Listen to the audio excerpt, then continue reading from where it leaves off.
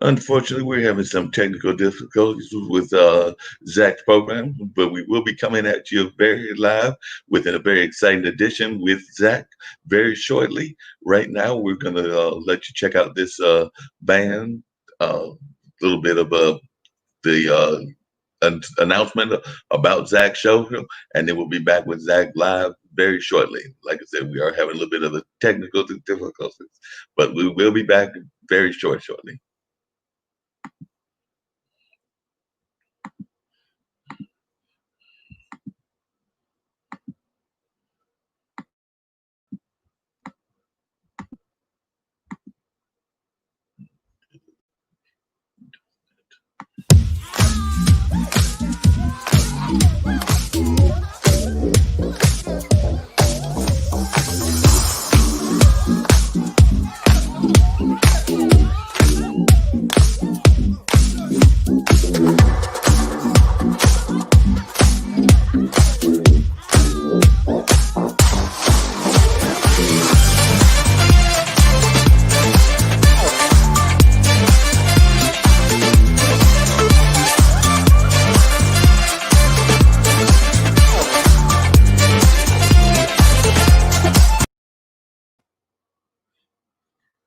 And we're going to check with Zack and see when he's ready to go. But it should be very shortly that we're able to get him right on and give you this dynamic show that he's about to present to you. So we'll be back very shortly once we find out what's going on. So definitely keep locked in right here so that you can check out Zack and what he's got going on. And by the way, one of Zack's fans, Linda Lou, has already come in and said that they're looking forward to a very exciting conversation from Zack and the rest of the gang. So definitely we'll be back right shortly, and definitely we will continue seeing what's going on. But we'll be back very shortly, and hopefully we'll have Zack on, and he'll be able to tell y'all more about what's going on and what he's ready to do. So right now we're getting ready to see what's going on and bring Zack on very shortly, and then we'll have some more comments from Zack. I know he may even have some music from some of his early days of playing. And so I know a lot of folks may be interested in that, and should be a very interesting conversation. So like I said, we're about to go live with Zack. So if you hold on 1 second, then we got Zack get ready to come on. So I'm here to bring Zack on. And like I said, we do apologize for these technical difficulties. So hold on 1 second, get ready to bring Zack on. What's up? What's up? How you guys doing? All my Funketeers out here on Labor Day and all that good stuff. Know that we had a few technical bugs sometimes in my complex. Sir Nose tries to creep in. But I want everybody to know, stay safe. Know that we love you. Welcome to IBM.TV. Welcome to my show, Funk Music with Zack. So y'all kick back and check out these words. All the politicians, you're talking out the side of your neck. All the government officials talking out the side of your neck. What's up, Linda? I want y'all to get your funk on out there.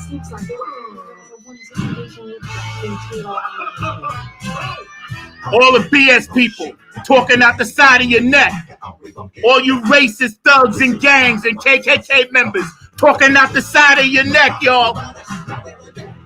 Get your funk on. Because we going to burn this thing anyway. We going to make it happen anyway. We going to burn up the music scene. We going to make sure y'all ain't getting away with this. Voter suppression. You're not going to get away with it. Intimidating people. You're not going to get away with it. We're going to make sure you ain't going to get away with it. Shooting us down in the street like dogs. You're not going to get away with it. You feel me today? That's what it's about. I'm fresh off my surgery. I'm ready to do this. Y'all Funketeers out there, let's get funky. Say ho!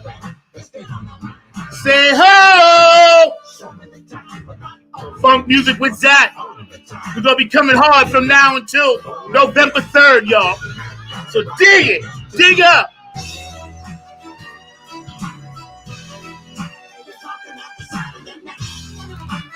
At the side of your neck, that means you're lying to us.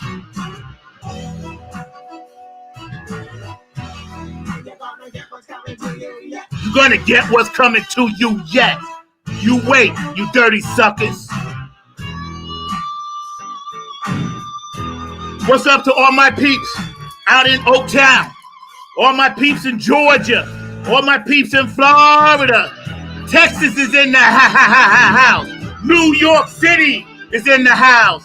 Virginia is in the house. Ohio is in the house. Yes, yes. Minneapolis, MPLS in the house. That's right. What's up, Boosie? What's up, Patty? What's up, Mark D up in the Detroit, Michigan in the house? Y'all can see I'm amped today. I'm so happy to be back live. God has blessed me. My shoulder's good to go. So I'm ready to go and get this thing on. Man, shouts out to Afterglow and all my people. Otis, what's up? Hog, what's up? What's up, Dynasty? Benevolent Funk. What's up, Next Exit? What's up, Joe Keys? Daffy Head Funk Army. Always in the house. Man, shouts out to IBM.TV and also my producer today, Mark Lee. I love you, bro. So let's get this show started like this. Here's the thing. I'm going to be doing some other stuff. I had a guest scheduled today, but technical difficulties won't let him get on from New York. So we don't know what that's about. It's not down this way. It's up that way. So we're going to see. Maybe he'll get on. Maybe he'll call me. His name is John Purvis. If not, we're going to reschedule. But what we are going to do, and I'm going to put a little something funky on in the back for you. Take off my Bootzilla glasses because that's what it's about.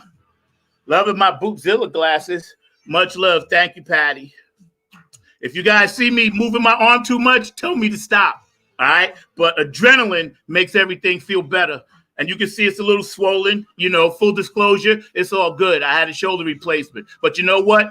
I climbed mountains and hills as a kid, so I can definitely climb them now. I ain't going to never let nobody say anything or stop me from doing anything that I need to do with this funk thing. So y'all need to just hang out, chill, and get down with some of the stuff that I'm getting ready to point out to y'all. First of all, let's set the mood.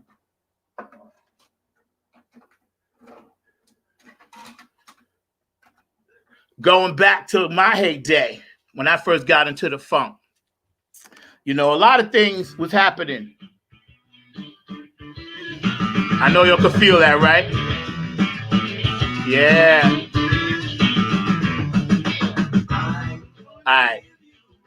So a lot of things was happening back then in the 70s, late 60s, 70s, early 70s, mid 70s, that was changing the world. Music had came onto the scene and started changing the world, as opposed to indoor, smaller venues like the Garden and places like that. They started having mega festivals where, instead of going seeing maybe one or two or three bands, at a show, which was still awesome back then, you could actually go and see 10, 12 bands on a show. I remember the Budweiser Fest at Shea, but then the better one was at Giant Stadium in New York. And I remember there was 12 bands on the show. It was Cameo, it was Maze, it was Stephanie Mills, it was Ashford and Simpson, and it was Brass Construction, the Average White Band. And that's just the ones I remember because, back in the day, we did our weed. But I remember getting there at 9 o'clock in the morning and didn't leave till 1 o'clock in the morning. Music, all peaceful. Nobody rioting, nobody throwing things around, nobody hurting anybody because of any color. The color was about funk. It was music. As P-Funk would say, George Clinton, color meets funky. That's what it was about. So if we could do that then, and here we are, and that was post-Woodstock, mind you, because the Woodstock had kind of peaked with that whole 60s thing with Jimmy and Janice and the Doors, and Woodstock had peaked out. but the industry came up with a major platform for a specific black artist to kick it back then. And I know those of you old enough to remember will know what I'm talking about. Because before that, yes, black artists could play the garden. Yes, black artists could play certain things, but never other than Woodstock had there been, and Wattstack also. I'm not going to forget Wattstack. Sorry about that, out in California. I hear my California people said, hey, what about Wattstack? No, I didn't forget about Wattstack. That was after. But during that period, they were only in certain spots, like obviously Woodstock, upstate New York, Wattstack, California, LA, Compton, I believe. So what the promoters did, which was really smart, they said, why don't we take that and move it from state to state? And that's when it really blew up.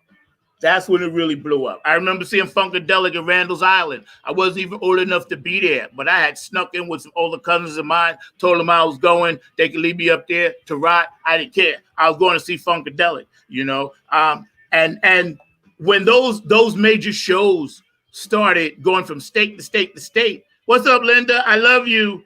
Yeah, we're going to get a little bit of that. It's what I do. It's what I am. I pulled that video up just for you, sweetheart.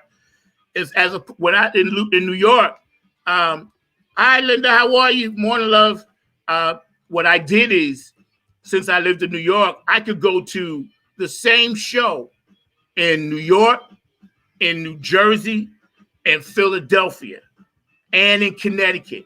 So there was 4 ways I could catch this Budweiser Superfest. Rick James was on it. He had just came out with Super Freak. That was red hot. Tina Marie was there. So within the course of a summer, I saw about 12 times 5 times 50. I saw about 60 acts in like 3 days, 4 days. You know what I mean? And it was real. It was like, I got an education. I got to hang out, peace and love. There was never any problems with anything. The police, they always going to try to harass you and hassle you. But, back then in the 70s, people just wanted to get into their music thing and vibe. And most of the cops kind of, understood that, as long as nobody was being really reckless about stuff. You can see I'm all tangled up here. That's okay. The energy, I got to make sure my energy is always right. But anyway, when I started understanding the business side, I thought to myself, how are all these people going to get paid? Because it was thousands of people at each show. And, then I had to really, really start focusing on, hey, well, this is the business side of what we do, And the reason why I say that is because the powers that be, they stopped all that. And the number one reason they stopped it is because people were getting along. All races were vibing on the same thing. It was powerful. Jimi Hendrix and all of that showed them, and Sly and the Family Stone, the Woodstock, you could do that. The Staple Singers and all those brothers and Isaac Hayes out of Wattstack in California had showed the government, our government, hey, we don't need you and we ain't going to be violent. We can just get down. And the government obviously said, no, we can't have that. We can't have people getting along. Why would we want people getting along? So what did they do? They did exactly what they're doing now, which is the point of my story. Divide and conquer. And that's when you started seeing record labels and the record company become more dominant as far as things that artists wanted. And every now and then a Michael Jackson or Prince would slip through and make it worth our while. But for the most part, those brothers had to work so hard to get their own. There are stories about Prince walking New York City, knocking on doors. Can you imagine Prince knocking on a door for a record deal? I mean, come on, really, Prince? You know what I mean? And this is how it was done. And because they don't want peace, love, and harmony amongst the races, so they started putting out this negative stuff. There was never a West Coast, East Coast war. That was all contrived so it could start something, which it did. Buy more records from Tupac or buy more records from Biggie. You see what I'm saying? So they're doing the same thing to you now. Wake up. You cannot be that sleep. I will not accept the fact that you're sleeping like that. That's unacceptable. Funk from the front seat, we do our thing on IBM.TV, but I will not accept the fact that you are sleeping on this. You can't be. This race should not even be this close. Why is it this close? What are people thinking about? The formula is in front of you. We have to make a change. We have to make a change. That's my opening monologue. We're going to get into this music thing. Hey, Mark, you back there for a minute. My producer, Mark Lee, excellent producer. Run part one of one of those things that I pulled up, the history of Nappy Head. Just to set this up, we were the first black rock funk band. That's right, black rock funk or black funk rock band on Long Island to ever stream live. And everybody needs to know that. Even though the videos we did were more on the pop side, we were a funk band, so we used our pop side of us to get us in that door. We were the very first. We actually did make history. And I'm not tooting my own horn for myself. It's just for my guys and girls that were in the band that never got the credit for that they should have. And shame on you, Long Island, for doing that. Because we were the first. We did it first at a company called Stream Ring out in Patchogue. And we went live. So I'm going to give you a little taste of that. Y'all can check that out. Go ahead, Mark, kick that up. And then we're going to come back and talk about it. And I'll tell you why we chose that song. There you go.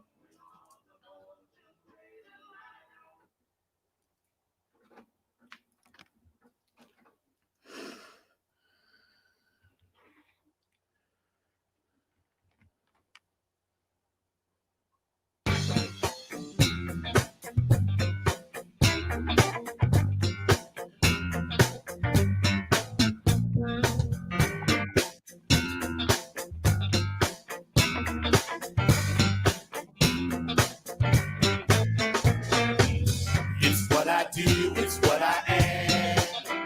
I can't help myself. It's what I do, it's what I am. I can't help myself. Check it out. It's in my blood, as thick as mud.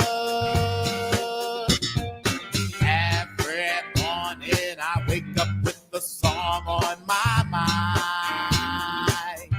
I said, I don't know how it came to be, but the phone sure enough got a hold on me, and I keep singing, it's what I do, it's what I am, I can't help myself.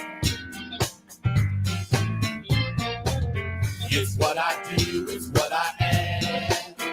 I can't help myself. I got the phone, man. I say to everybody screaming.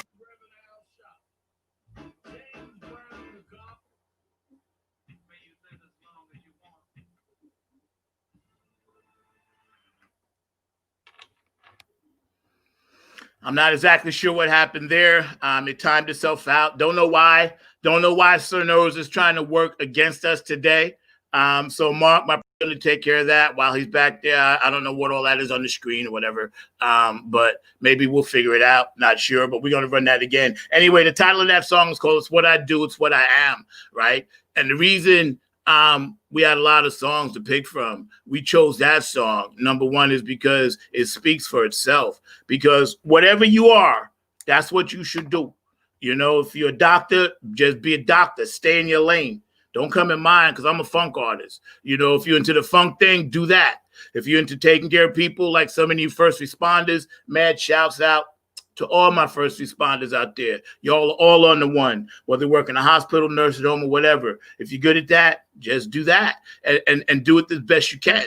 I'm not saying don't have other outlets, but we chose that song and we wrote that. And I pen those words. It's what I do. It's what I am. I can't help myself because no matter what else I do, I'm a funk artist. That's what I am. I'm a funk artist.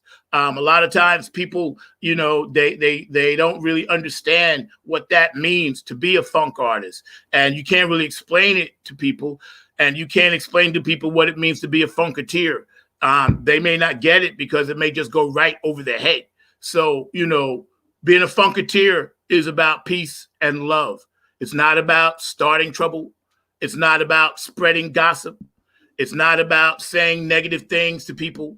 It's not about saying things that are gonna get people in a frenzy. It's not about going places with machine guns and militia.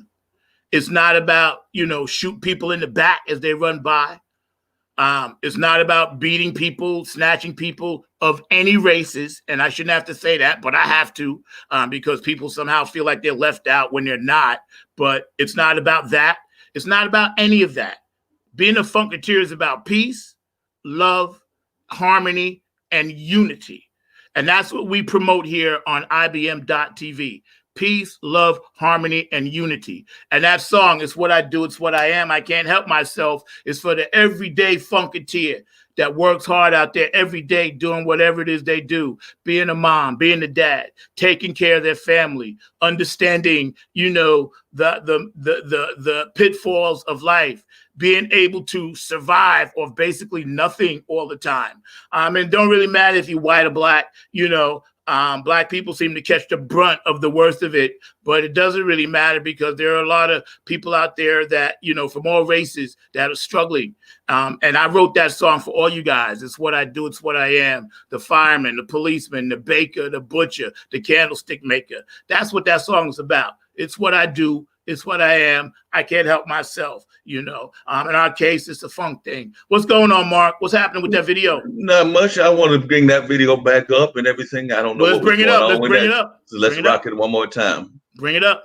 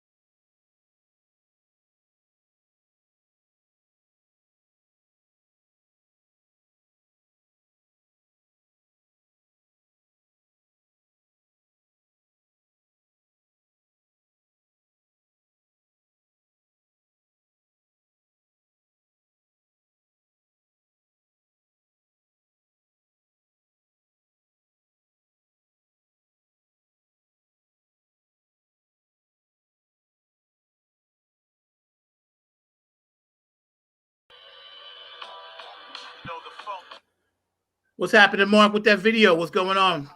Yeah, Zach, it's rocking, and like I said, it was showing, it was playing and everything, and it was even saying it had sound on it, but you're saying that you don't hear it, so we're just gonna keep this I thing don't see it. rocking. I don't hear it. It's Hold all good, on. though. It's all All right. good. Just if you're tuning in, we're having a lot of technical difficulties today on Funk Music with Zack. What's up, Lance? How you doing, man? Yeah, I remember when they was trying to say stuff about disco too. Lance and I talk. I have no idea what's going on with the production. So maybe the video will be up, maybe it won't. But I was talking about that song. It's what I do. It's what I am. Because we wrote that for the average working class funketeer that used to hang out and come see us all the time. And that's why it was very important. We did that live on Streamring. It was very, very important. So, they liked it. They dug it. We were the first black rock funk band to actually go out live off Streamring on Long Island in New York. And they put that out there for us. And it was kind of cool. And we did a couple more for them, which we're going to try to get to as soon as we can figure out what's going on with the video part of it. But anyway, for all my fans tuning in out there, Lance and Linda and Lynn, how you doing? You guys are awesome. We're having some really weird problems today. I have no idea what's going on. But people trying to call me now. Yes, I don't know if I could tell you. I wish I could, but we're going to keep things moving because that's what we do. What's up, Lance? How you doing, bro? Thanks for your prayers and all that good stuff, man. Shoulders getting better. So anyway, we had another song on there called God, and that was the title, G-O-D. And the emphasis of the song was that God doesn't always give you what you want, but he always gives you what you need. Now, I'm not saying you got to go to church. I'm not saying you got to go to a temple, synagogue, mosque, whatever. I'm just saying it lives inside of you. So that's what you need to get by, especially in these tough times. We can't turn on each other. We just got to make sure that we're supporting each other. We're loving each other. I see too many people out there trying to turn on each other. What for? It doesn't make any sense. It doesn't do anything but hurt another person. That's all it does. That's all it does. So remember that when you're out there about in the world this weekend and you see things that's, you're not going to agree with everything, you just keep it moving. Don't use your energy, your positive energy to turn and jump on somebody else about stuff because it's taken out of you. God lives within. That's what it's about. That's what the world is about. Peace and love. Carl Sagan wrote a book called A Pale Blue Dot. I suggest everybody read it. And it looks at our world from space. And really, if you went to space and you looked at Earth, you'd be like, yeah, okay, it's just a pale blue dot. Why do they have all those problems down there? Why do they hate people because of their skin color? Why do they hate people because of their economics? Why do they hate people because they're straight or they're gay? Why do they hate people because, they choose to love somebody that you don't agree with? It's all crazy. Any rational human being would have long since gotten rid of everybody on planet Earth if they came from somewhere else, simply because we can't even figure ourselves out. We're just a biological speculation sitting here vibrating, and we don't know what we're vibrating about. And the animal instinct in me makes me want to defend me, makes me want to live when it's time to die. Y'all see my point? I don't mean to come on strong. I am concerned. I believe in God, and I know law and order will prevail. If by chance it's just, equal, and fair, then the law of nature will come and do her thing. She does not think. She thinks by instinct. Survival is her thing. Y'all see my point? Funkadelic. Wasn't quoted exactly accurately, but I'm deep into the Funkadelic. So y'all get on that. What's up, Lance? I see you out there. I had a few things pulled up for you, but now we're just basically running on the fly because nothing seems to be working right today. But you know what? I'm used to that too. Getting back to that funk thing on Long Island. Yes, Lance brought up a good point when he said, the industry put this stuff out. Rock flows and disco blows. Disco sucks. When that movement came out, that was all about a racial divide because disco minorities and hip white people went to dance, and rock, or your redneck thugs and your bikers, went to rock. most of the time. Now, I went to rock concerts, but I'm a musician, so I was there for a different reason, not to start trouble. And I remember things happening with a disco club next to a rock club, and then all of a sudden, 2 o'clock in the morning, people are fighting just because of that one phrase, death to disco. It was a movement. It became a national movement. That wasn't, like Lance brought up, and thank you, Lance, for that. Good point. That wasn't by mistake. That was by design. Death to disco. Again, racially divided. And this is what the industry, the music industry, has a part in what our government is doing. That's what I'm trying to tell y'all to stay hip. Because when all of that was going on, little by little, they were making it impossible for the Earth, Wind, and Fires, the P-Funks of the world, the Frankie Beverleys of the world, to put their product out to the masses. And then MTV came out, and I knew it was a wrap, because MTV said, well, listen, we're going to program what you hear. We're going to let you watch it, but this is what you're going to hear. And only certain people are going to get on there. Quincy Jones had to fight to get Michael Jackson's Thriller and Prince's Little Red Corvette on MTV. True story. Look it up. They didn't even want black music on there. Now, how you going to have a music thing, right? TV channel with no black music? Then, when they realized the profits of hip hop, what did you see? Yo, MTV Raps. See, it was all corporate. It's all by design, So people got to get hip to how corporate America and the evil things that they do have leaked and reeked over and raped over the music business. So artists don't really have a chance, not anymore.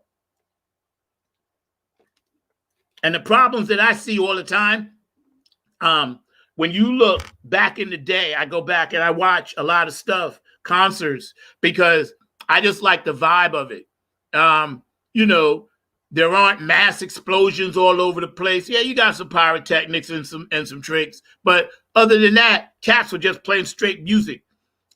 If you take away the lasers and you take away the explosions and you take away all the smoke and the fog and the 5 different rising stages, and you take all that crap off the stage today, pound for pound, you put an artist up there, other than a few. There's a few out here now, but the majority, they ain't going to roll with that. Not like what we did in the 70s and the 60s and the early 80s. Not going to happen. It won't even be close because we didn't need all that stuff. We just played straight music. Now, what we did with the funk thing, obviously, we learned it from who?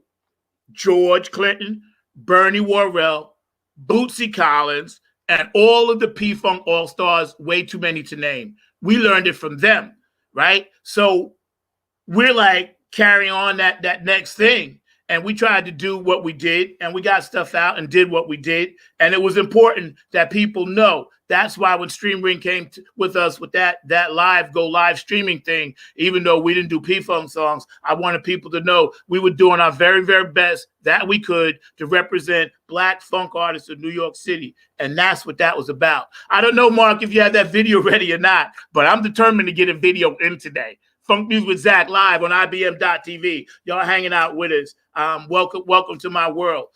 Make sure you stay safe. Obviously, stay hydrated if you're out. Make sure you have your mask on and all that good stuff. Make sure you have hand sanitizer, yada, yada, yada, yada, yada. It's going to be up to all of us to make sure November 3rd, we pull this off.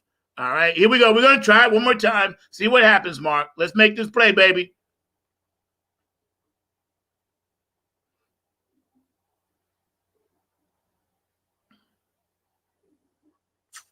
And this was done out in Patchogue, Matter of fact, it was done, if you guys know about Madonna, Paul Pesco, who wrote a lot of hits for her, it was done in his place. And he was really nice. When I met Paul Pesco, he was a really cool dude. He was all right. He was all right. It's what I do. It's what I am. You can see we're having streaming issues. I don't know if it's because everybody's on Wi-Fi today. I have no idea. Mine is fine, but on the production side, don't know.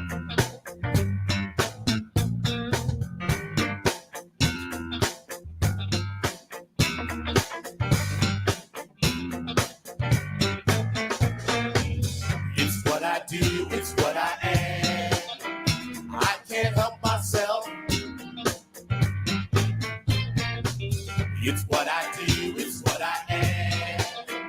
I can't help myself. Check it out. It's in my blood, as thick as mud. Every morning I wake up with a song on my mind.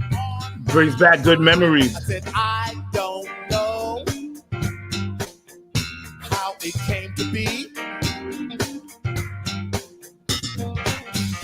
but the phone sure enough got a hold on me. And I keep singing, it's what I do, it's what I am. I can't help myself. It's what I do, it's what I am. I can't help myself. I got the funk, man. I say to everybody scream and shout, we're gonna funk you inside out. R&B, drop the C with a new funk nappy head. Bring all is as it should be. Yeah, I said we came to rock you balls. Bumping on the one you should be. It's the design effect, that's all. And I keep singing, y'all. It's what I do, it's what I am. I can't help myself. Yo, I got the funk man. It's what I do, it's what I am. I can't help myself.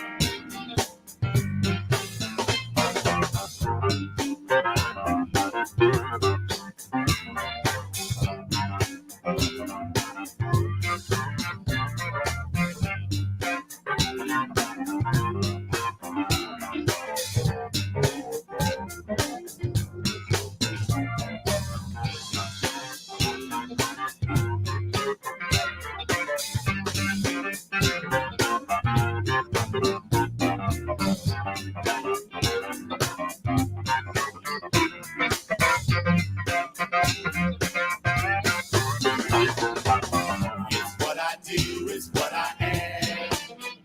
I can't help myself. I got the funk. It's what I do, it's what I am.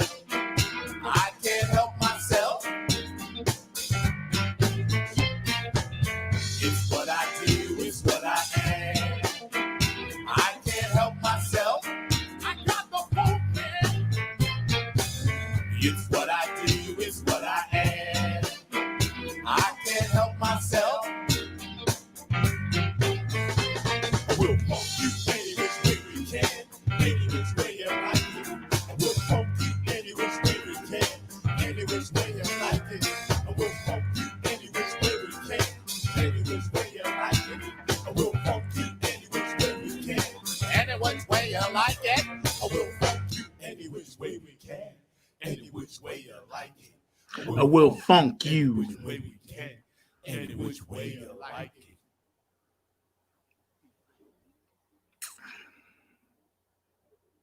Yes, it's what I do. It's what I am. And we will funk you any which way we can, which means that we're going to try to uplift you. We're going to try to take you to the funk and bring it and bring it and bring it hard. And that was dedicated to, a lot of guys in my band who don't get that recognition for being the first funk black band on Long Island to stream out live. And that was streamed out live back in, 2000 something. I'm not really sure when. And you notice a lot of people, you see Andre LaSalle in that band. You see Kevin Harrington. You see John Groovalicious Willis. You see William Bush, Eric Pearl, Eric J, Gary Bordes. You see all these people in the band. The band was like, I ain't really had to play any instruments. So it was awesome, Then we had Cherie Snyder sitting in as a special guest too, and you'll see that on the next video when we do that thing called God. But anyway, when the music industry started realizing they could control things by manipulating the type of music and the type of energy that you receive, that's when Again, West, East Coast, they had to put that out there. Like my man Lance brought up, the death to disco era. They had to put that out there. And they understood, yes, hip hop was a major economic commodity. So what better way to sell records than to create false rivalries? And again, I'll say it, creating a false rivalry. So you have to pick one. Back in the day, we never had fights and arguments over Parliament Funkadelic or Earth, Wind, and Fire. We just listened to them both. We never fought over Rick James or, Mother's Finest or Sly. We just listened to them all. So when the record industry realized a lot of these kids are followers and they became weak-minded, they was like, you know what? We're just going to create all these little riffs all around the world. And we're going to control the music industry that way. And then we're not going to allow artists to be independent. We're going to take away all of that and make it impossible, damn near, to put out the same product, whether it's good or it's bad, that somebody else can put out. And we're going to start slowly but surely chipping away at the ego, chipping away at how people feel, chipping away at the self-esteem by putting out this negative connotation of music, and they knew the kids were going to be weak and gravitate to it, and that's exactly what happened. And who foots the bill? The parents, because the parents got to buy all of this stuff. Now, I'm not saying, and I listen to Eminem, I listen to Tupac, I listen to Biggie, I listen to Prophet, I listen to all the rappers. I love them all.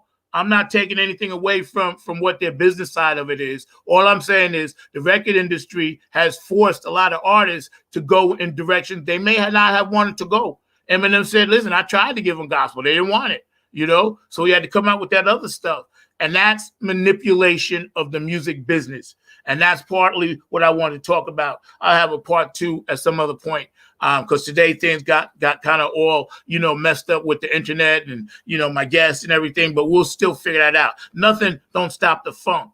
And now here we are, 2020, and you see where we are in the streets riding. We haven't even thought about music.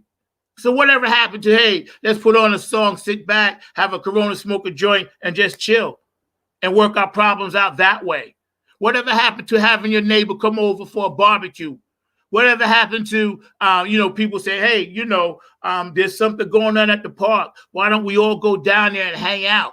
Whatever happened to having a pickup game of basketball or stuff like that, as opposed to going out, breaking a store window and stealing stuff that technically you don't even really need? Number 1 is theft. Number 2, you can get shot, killed, hurt. And number 3, you're actually hurting the very economy that you're trying to build up. And this has always been a problem. You can't bite the hand that feeds you when the hand ain't even really feeding you, and you making it worse. And I understand. If anybody tells me I don't understand the anger as a black man, I don't know what to tell you. I do understand. I just choose not to go out and break shit. That's just me, because I don't see any need for it. I never understood that. I never understood being rowdy, getting into fights. Musicians always want to protect their hands. So you ain't going to see us out there acting crazy like that. You're not. Unless somebody really, really has to do something to us or our families for us to get in that mode. Most of the time, we protecting these bad boys right here. And for drummers, our feet too. And singers, your voice. You protecting these because that's your money. 10, 20, 30, 40, 50, 60, 70, 80, 90, 100. That's your money right there. So why am I going to put this in harm's way when I know the gift comes from above? I don't know. It's just me. I wish y'all would just dig up on that. And let me tell you, again, this race shouldn't be this close. I don't know what the world is going. I had no idea what y'all are doing out there. I was only in the hospital for a day and a half. I was only out of the loop for like a week. I come back, and then it's all this stuff. Come on, man, Funketeers. Y'all help get this thing right. We got to make this move. We got to vote November 3rd. We got to be down there. We got to have lines as long as from here to Alaska if we got to. Hey, yo, Mark, you back there, bro, man? You think you can run the other video right now? I'm talking to my producer, Mark Lee. I talk to him like he's right here in the house, but technically he's not. So, we just kicking it like that. He's watching me somewhere.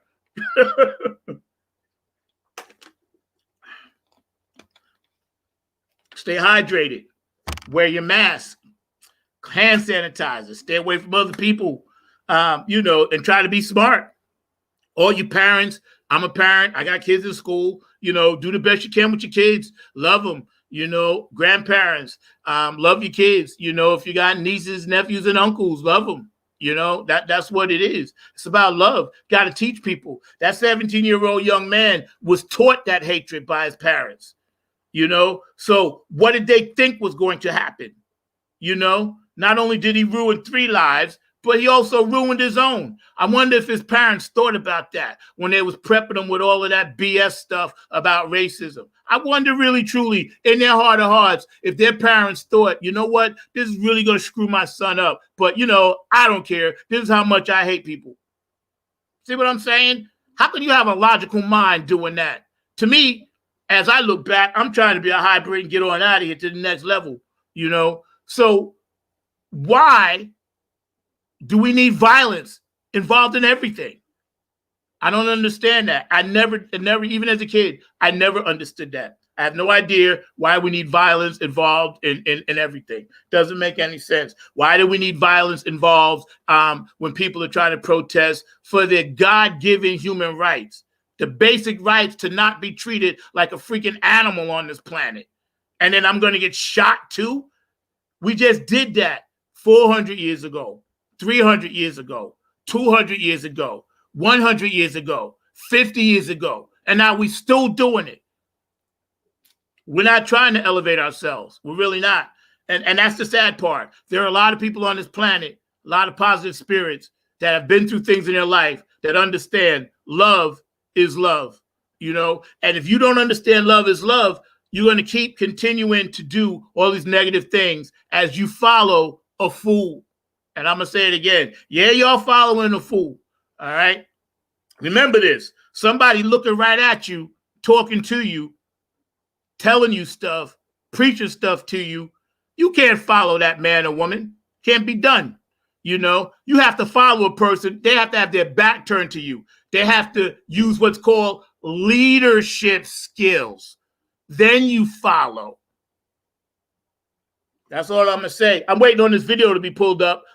Thank y'all for hanging out with us today on Funk Music with Zack on IBM.TV. Today, our guest was supposed to be Mr. John Purvis out of New York, but he had difficulties getting down, his stream thing happening from New York. So we'll figure that out. We're going to have him on again. But I do want to tell y'all, next week, I got Benevolent Funk, Otis Hawk, Next Etzik coming back, and they're going to hang out with us.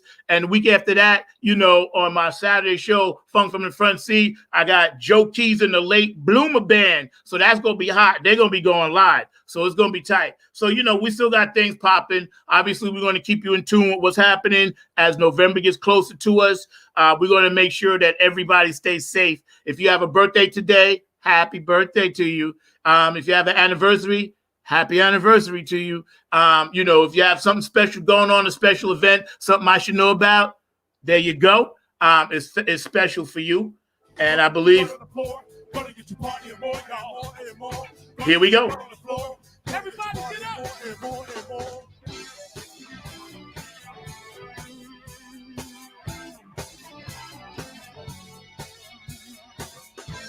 We could jump back then. I don't think we're jumping now. We might, though. You never know. Don't worry about the funk. All the funketeers will continue to shine. Don't worry about the funk. All the funketeers will continue to shine. Funk went around the rosy. I got a pocket full of funk posies. Ashes, ashes, all fall down. Funk went around the rosy. I got a pocket full of funk posies. Ashes, ashes, all fall down. Now don't you worry about the funk. All the funketeers will continue to shine. Don't worry about the funk. All the funketeers continue to shine. Right here.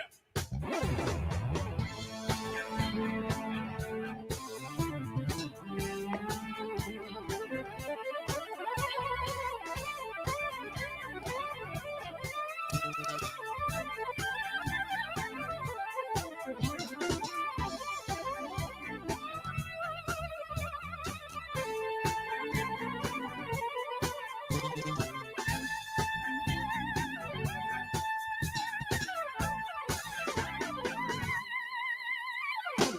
be a funk infection all over the world. Can't you see?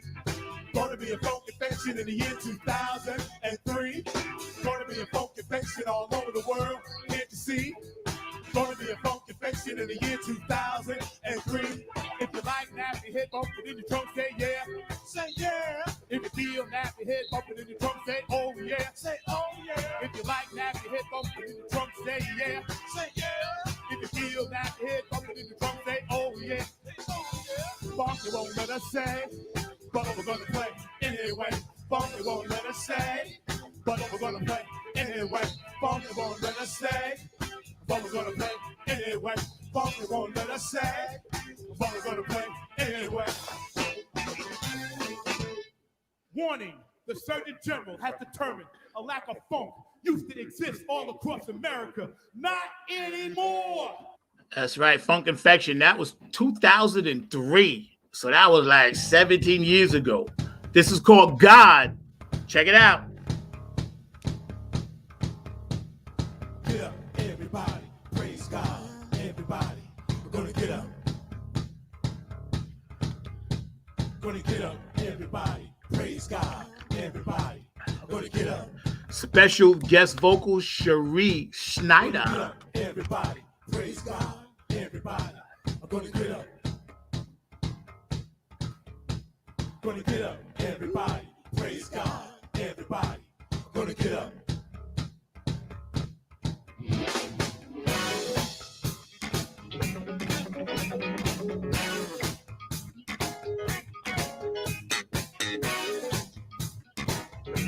Always on the one. Thank you, Bootsy.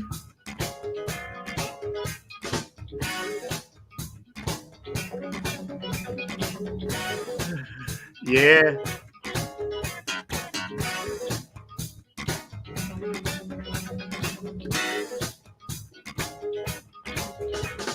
You can't keep my card, but you can't drink from his well. God is my devotion, as deep as the ocean. Once go to church with us, you can pray a little bit with us. One thing that you'll always find, that in God and love we trust. God don't always give you what you want, but he always gives you what you need. God don't always give you what you want, but he always gives you what you need. We must teach them the righteous way. You know the simple says to us that it won't be long before day. Be careful what you wish for. You might just get it. Be careful what you hope for. Remember we said it. Be careful what you wish for. You might just get it. Be careful what you hope for. Remember we said God don't always give you what you want, but he always gives you what you need. God don't always give you what you want, but he always gives you what you need. We don't always get what we want, but we always get what we need. We don't always get what we want, but we always get what we need.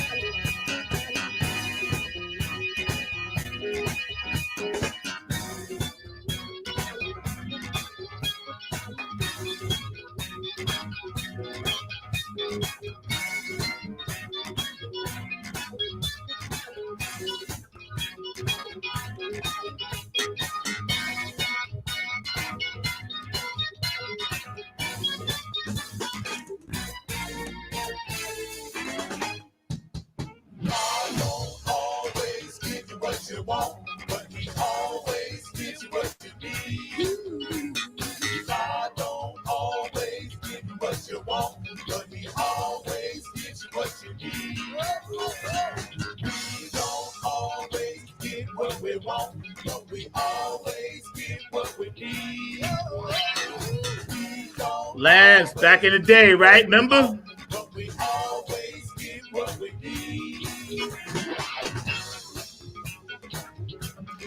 Just trying to let people know what's going on. And that was back then. We got some stuff out now as well. Hopefully, we can get it out if we get the funding we need, Linda.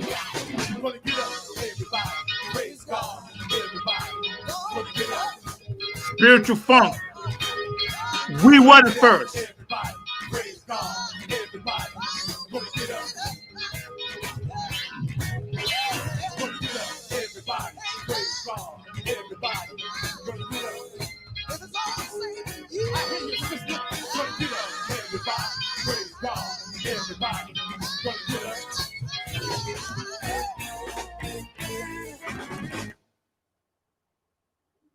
That's right. That's right. And thank you for all the kind comments. And you're right.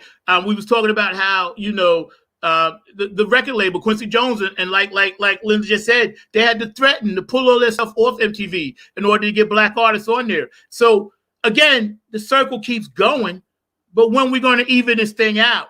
And we're going to have a part 2 to this segment because it's time for me to run in a minute. But I just wanted to give a mad shout out to all the people hanging out with us on the thread. Linda, love you. Lance, love you. Lynn, love you. All my Funketeers out there, David Brooks, and all the people that support Funk from the Front Seat and Funk Music with Zack on IBM.TV, my Saturday show, my Sunday show. Thank you. I'm glad I gave you some positivity because that's what I'm trying to do. Preach love, peace, and harmony. That's what we need. If we do not, then we are surely doomed. And we cannot let the naysayers just stop us from being who we are, which is positive, loving, beautiful people.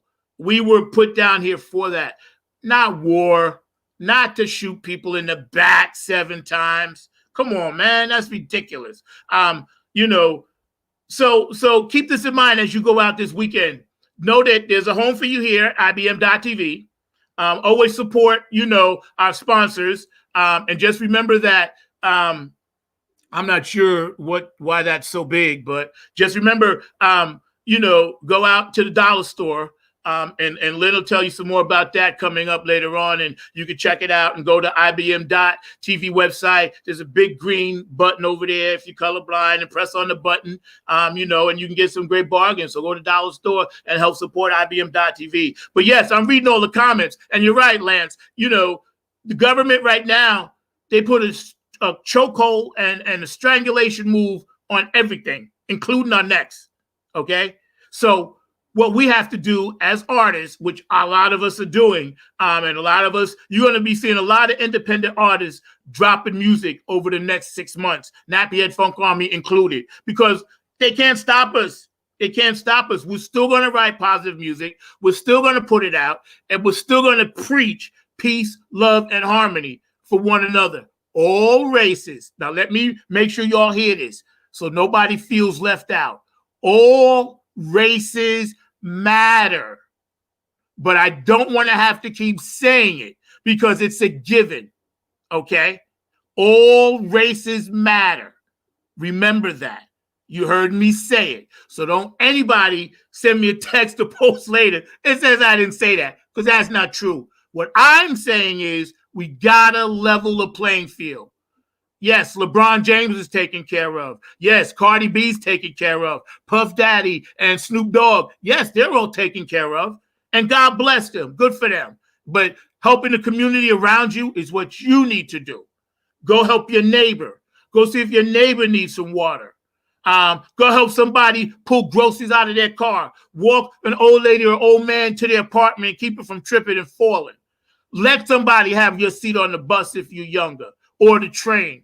You need to do all of these things just to make the world a better place. You need to do everything that Paul McCartney, one of my favorite bands, the Beatles, said. John Lennon said it. All we need is love. All we need is love. All we need is love. And you better get that into your head. People in the United States, I don't know about the world. I'm just telling you where I live at. We are doomed if we do not fix this problem. And I'm going to leave it at that. Funk from Music with Zack, IBM.TV. I see all the producers beaming in, my funk family. I love y'all out there today. I had to come back kind of hard because I missed 3 live shows because of my surgery. So I'm back, and I even should be back. I should be in bed right now. But I'm here because I care, because I want to fix this problem. And I can't handle the stress anymore. And we can fix this problem. We know what we got to do. Make sure y'all vote in November. Peace and love. I'm going to take y'all out with this. So y'all check this out. I'm going to take you out super, super hard. Bootsy Collins in the house. Throw your hands up in the air. Boom. Funk music with Zack. Get them side to side like this. From the silver screen to HD to Blu-ray, tell me what I said. Oh, let's hear it for Samuel L. Jackson, a.k.a. Super Sunday, y'all. This is how we roll. I got all my funk fam in the house. Kim's in the house. Lynn's in the house. Jim's in the house. Hank is in the house. Mark is in the hit house. When I was a kid, when I got up in the morning. Hey, Zach, what did you say about all races? Hey, Zach. Yo. What'd you say about all races? I didn't hear it. All races matter. So this way, nobody can never say they do matter. But I don't want to have to keep saying it because it's a given. All races matter. So don't hurt people. What's the best race? What's the human race? Human race. That's right. Woo! Human race. So right. I got that when I was in LA, and we were having this big, huge rap session and just having a blast, and everybody was out dancing, and that's what we were all about, was let's all join together and have a good time. I'm going to try to pull that video because it was so cool. Hey, Zach, I could see you. I can still jump. It's the landing that I have a problem with now. My jumping days are over. Yeah. You know what? Not in our hearts and minds. You know, they can't take a lot of that away. But you know what? It's our spirit, and that's what we have to emphasize and inspire people. Like you said, get out there and vote, people. Get out there and vote. Just do it.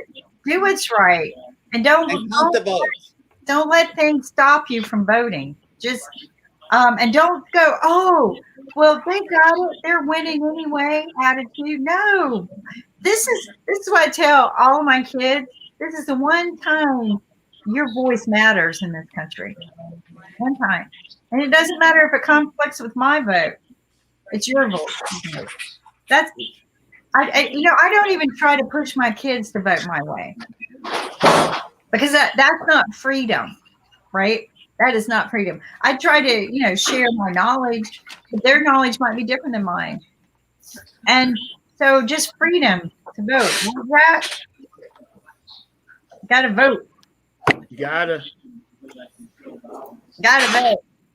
Mark, what's your input on that? Yep, definitely got to get out there and vote. There's no doubt about that. I'm seeing a lot of folks that are mobilizing their forces and trying to get folks out to vote. I was actually watching a little bit of the NBA games over the weekend.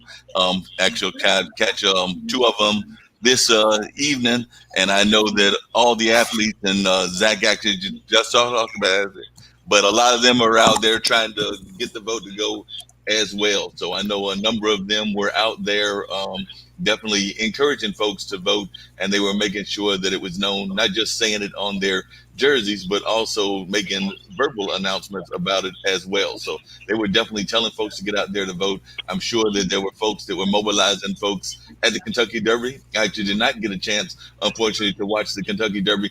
And I don't think your horse won, Kimberly, because I know you had picked a horse, and I think that horse, unfortunately, did not win. It came in third, it looks like. No, I picked 3. My horse came in second. I always pick 3. So right. I'm your typical horse better. Although you can't bet in North Carolina, so I don't bet in North Carolina. But I do bet with friends. But 3, my horse came in second. So Still Not bad. I mean, Not bad. that's usually some money involved in that when the horse comes in second. So that's good. But I do know that a number of folks are out there mobilizing at that event as well. I'm still not used. I don't know about the rest of y'all on the panel, but I'm enjoying having sports back to some degree. But it's kind of weird seeing like folks watching from their homes, watching from their TV sets, and kind of like this virtual world of watching sports. So, like I said, I know we're in the playoffs right now with basketball. We've got the playoffs coming up with baseball very shortly. I'm hoping my Brewers will do something, but right now they're out of the race. I think they're 2 or 3 spots back. But Lynn, you got something to say? Yeah, I just a lot of the stadiums have these cardboard people that are there, Right. And Philadelphia is very famous for back in one of the football games booing Santa Claus when he came on. So early on in the season, the Phillies were playing really poorly, and the cardboard fans were booing the Phillies playing. Only in Philly. Anyway, only in Philly. It just happens that way. And by the way, can we give a moment of prayer for the Philadelphia Flyers who lost last night? They're out of the playoffs. So anyway, maybe next year is the next year. But no, and they lost a team from somewhere, and I just can't remember where.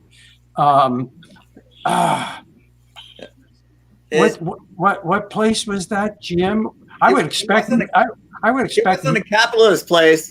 I was expecting Zack to jump in and say the team from where? Not me. In the New York, the Islanders. Oh, the Islanders. That's my squad. That was my team. Yeah. Everybody around me was a Rangers fan or a Bruins fan. I was the only Islanders fan.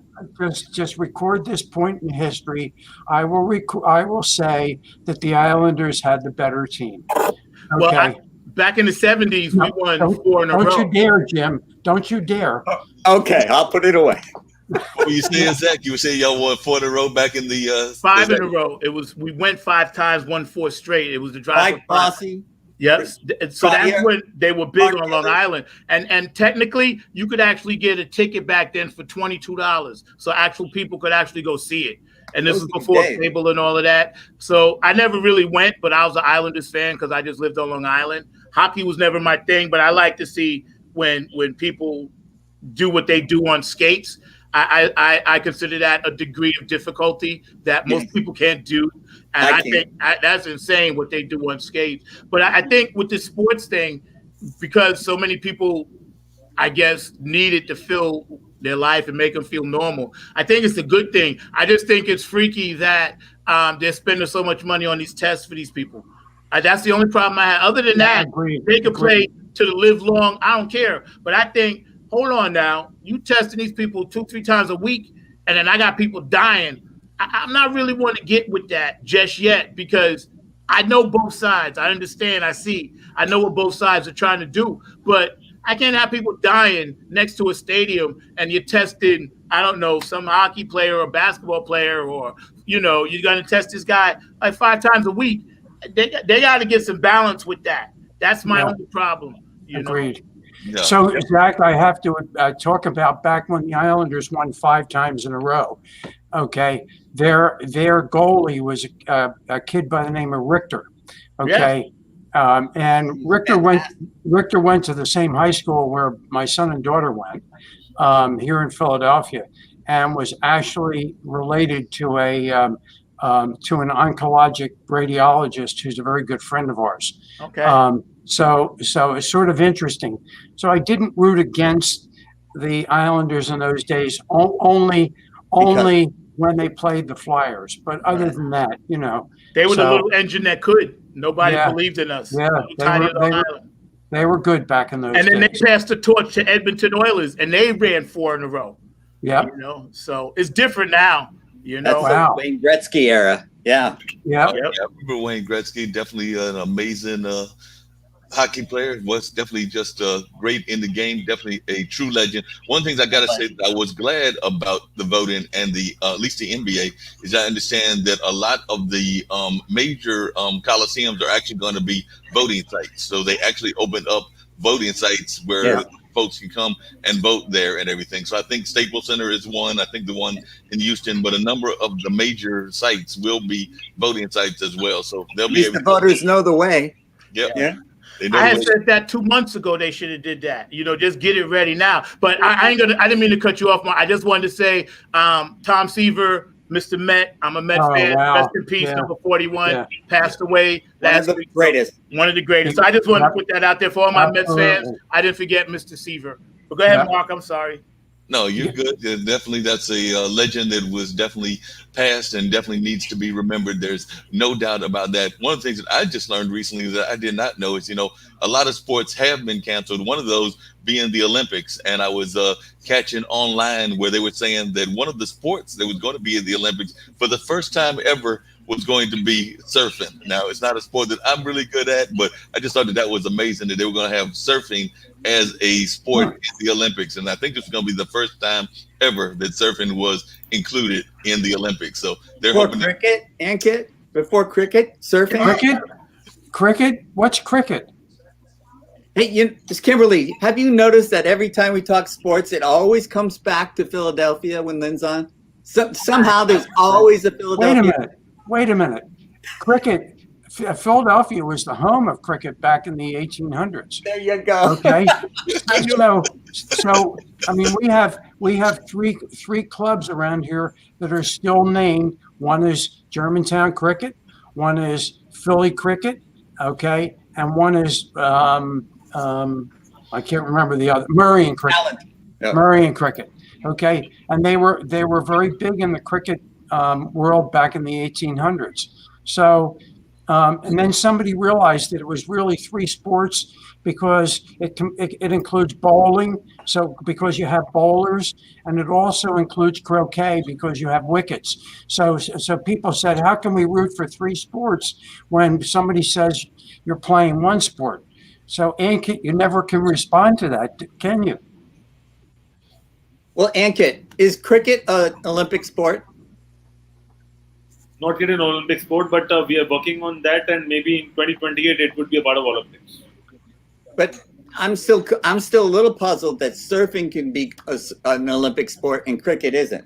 I don't understand that. Because of the length of the game, and they want a shorter game, so now we have a shorter game like 2020. I get that we can apply for it, but cricket is not concerned about Olympics because we have World Cup and we have a lot of other sports, and there's a schedule. And the schedule is not matching with Olympics because Olympics require 3 months of no cricket, which is not possible. Because if you talk about cricket, we have like 10-year future program, FTP. Future 2 program is already ready for next 10 years. Oops, Kimberly. I think I'm having a very poor time. Ankit's frozen. There we go, Ankit. Bandwidth. All right, so there's a good reason why cricket's not an Olympic sport, is what you're saying. Well, I want to add something there are some problems.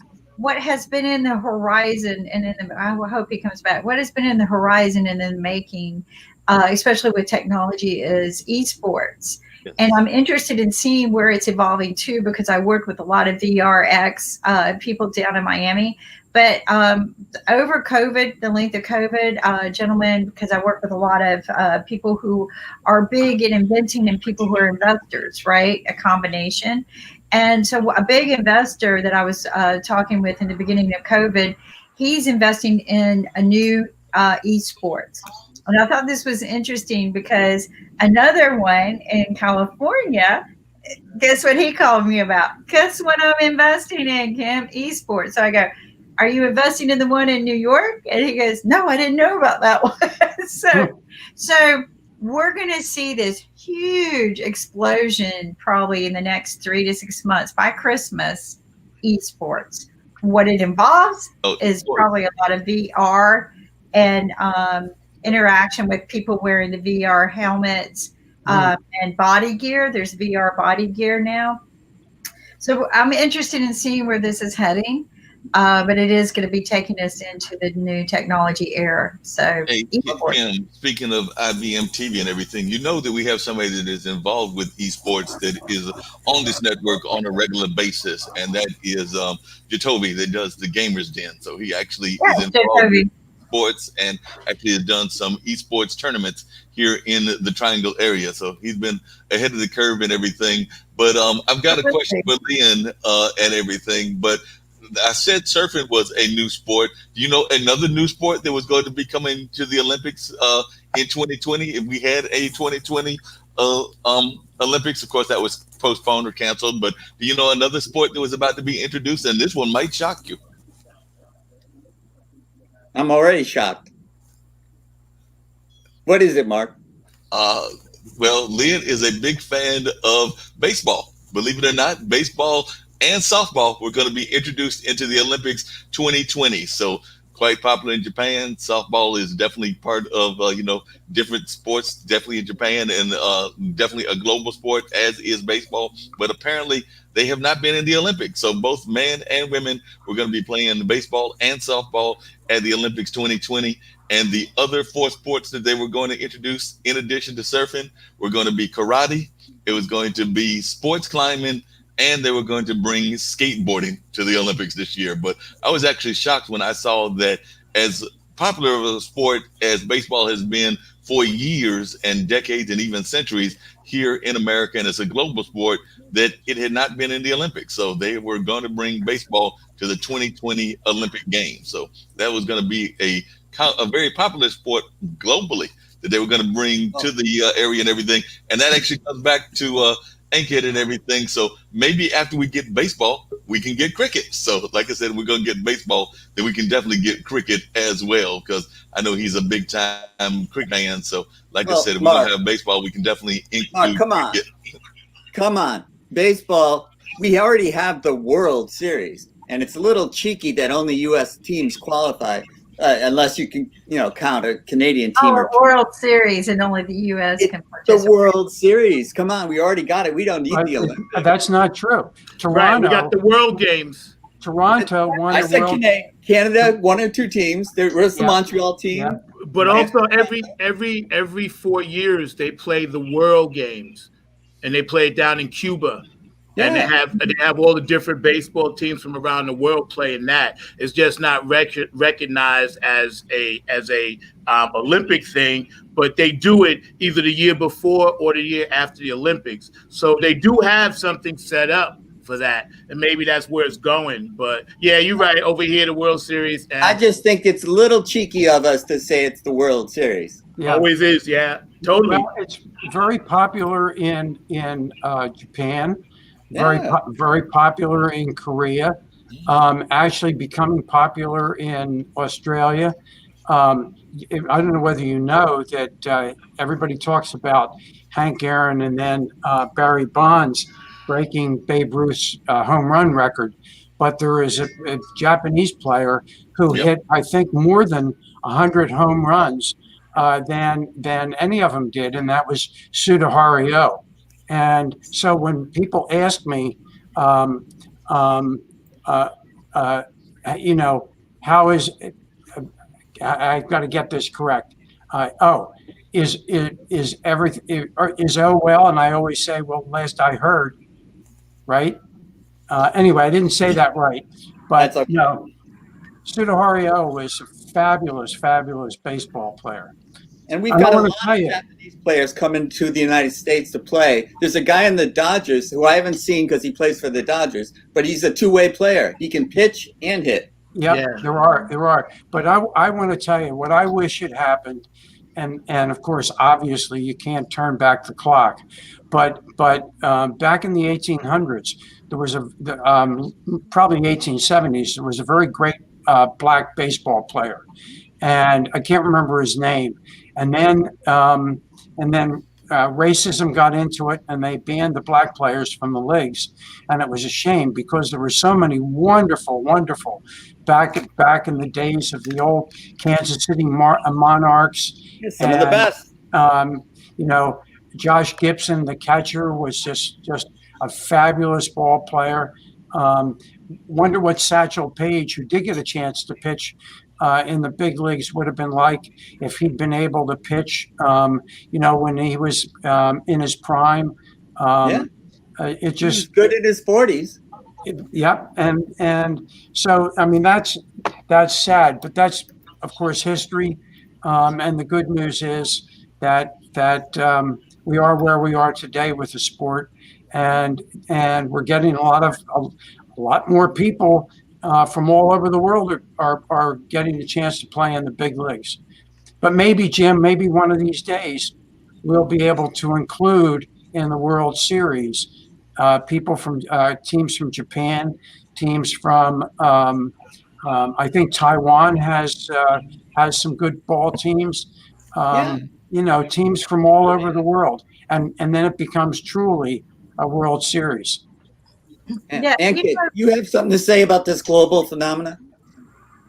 So what I wanted to say is that I'm not sure the media is covering the news, but Olympics would be handling in Japan in 23rd July 2020, and now it's postponed for 1 year, and now it's started in 24th July 2021, and no one is covering that news. I don't know why, because Olympics is something where the world connects and be a part of one world and people talk about. And then in India, we are not that good Olympics team, but we generally follow all the US games back in India because we are just not on the top 5 table tallies in Olympics. But we follow Olympics like anything, and it's like a 2-month amazing entertainment. Watching the games and watching the players and sportsmen around the world with the skill level and the skill set, and then people think that when they will get a chance to be a part of an Olympian, because Olympic medal is something different, and to be a part of Olympics is a different story, and that is also a glory moment for all of us. But on the other hand, before 2020, Olympics cancelled 3 times earlier, and that happened because of World War and all those stuff. But this time it happened because of a pandemic, which never happened earlier. So that is something trivia, even that it was delayed for 1 year. And speaking of the Olympics, and I hope this does not impact them too much, but we also need to pray for our folks there in Japan because they are actually in the middle of a typhoon that is coming their way.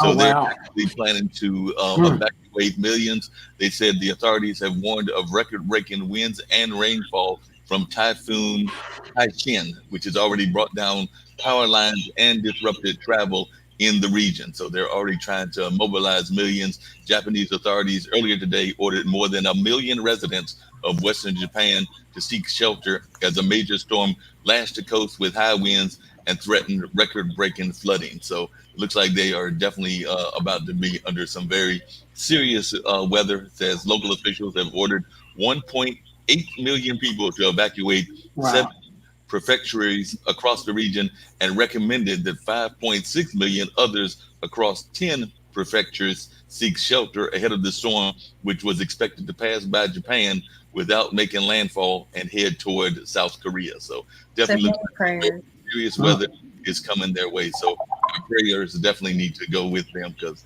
it looks like serious weather. I want to go get back to baseball. I had a comment that we were talking about the old players. Jackie Robinson, of course, to me was one of the all-time greats, but also it came in when racism was a big issue. Who did he sign on with? But of course, the Dodgers, right? And one of my favorite movies. I love baseball movies. Oh my God, Bull Durham, Field of Dreams, but 42, right? 42 was probably my all-time favorite baseball movie. Please go out and watch it. Over the weekend, it's a great movie about a great player. But guess who played him? Chadwick Boseman, right? And what a great way to remember a great actor. And remember all of the things that we are striving for, because that's what he did. He strived for the very best in his life, and he struggled. He made a lot of sacrifices. And in fact, I think I'm going to go watch that movie tonight. But, we're talking about baseball, and we're talking about the things that are we've struggled through with no Olympics. But now look at Japan. I've got many friends over in Japan, so I need to reach out to them and make sure they're okay. But again, stay off of the networks during this time so that the emergency teams can handle everything. Try to use your social media accounts as much as possible, but let them. This is sad because this happens to them so very often. I mean, Japan takes a beating by nature routinely. Well, we're seeing extreme weather all around the world now. Yeah. So there might be a common denominator about that. Why are we seeing such incredibly extreme weather patterns everywhere? So I was talking to a friend in Santa Barbara the other day. In fact, that reminds me, I have to send him an email. And he has been evacuated 5 times because of fires. Yep. One of the last fires that fortunately didn't hit his house came up to 300 feet from his house, and his house was saved. And the one last year came within 2 blocks. People 2 blocks from him, from where he lives, were evacuated.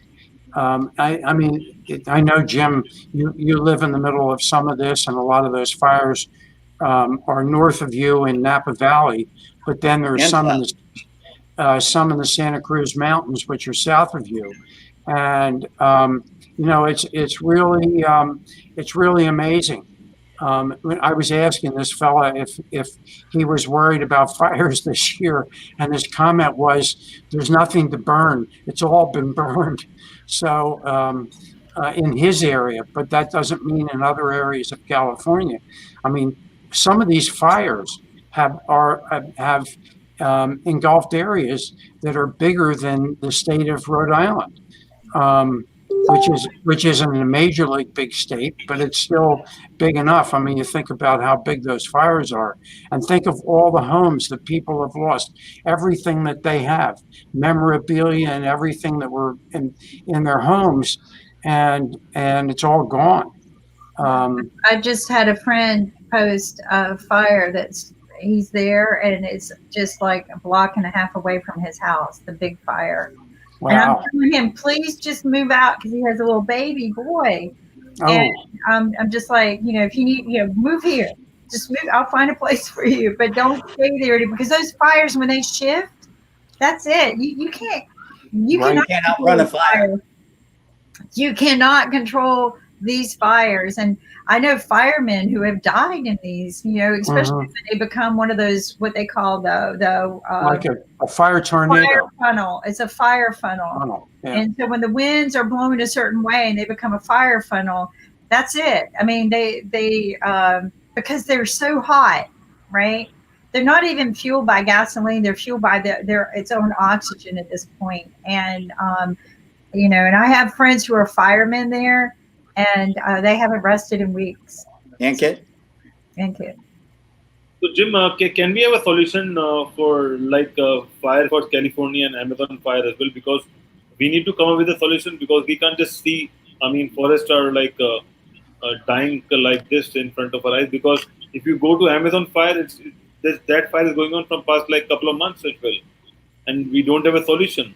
And if you get a chance, just search on YouTube about ice stupa, which happened in Ladakh, in one of our states in Himalayas. And what they do is they create a stupa during the winter, and then the stupa gives a lot of water during the summer, because they don't have water. So likewise, if we do something automatically to prepare some kind of water, and that water will be useful for those forests, I think we should come up with a solution, because if it happens like this, you won't be having any forests in future. Well, I wish I had the solution for you, Ankit, but I can tell you we can stop pumping CO2 into the air and methane into the air because this is all related. These extreme weather patterns are related to the man-made pollution that is in the air. And one of the fascinating things about the pandemic is that we're now seeing things like the Himalayan mountains that were invisible before. There's visibility that we did not have before because we are not pumping these things into the air anymore. So there is a one-on-one correlation between that. If we stop attacking Mother Nature will not attack us. And so this is also, it's not as important as the fires and the evacuations, but I don't know if you can see this. But you see, that's the moon, but right under it, that's Mars. I show you that because I haven't been able to see any planets for months because of all the smoke in the air.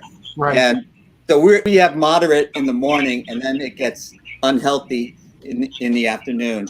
And people with any kind of conditions should not be out. And we want people to exercise. We want them to be able to walk. Well, they can't, not in unhealthy air conditions. And so I saw Venus and Mars today for the first time in a very, very long time. And probably won't be able to see it tomorrow. I don't know what, but I still can't see stars. Yeah. Yeah. Everywhere. Yeah. I have a friend who lives in Soquel, which is right east of Santa Cruz, and when he goes out of his house, he gets drenched in ash, which comes from the fires in the Santa Cruz Mountains, which for him are fortunately northwest of Santa Cruz, but still, it's I can't imagine the air quality has got to be horrible out there. Yeah. So anyway, in the morning we can, like Ankit taught me, you can open the doors and air out the house, but it very quickly becomes unhealthy.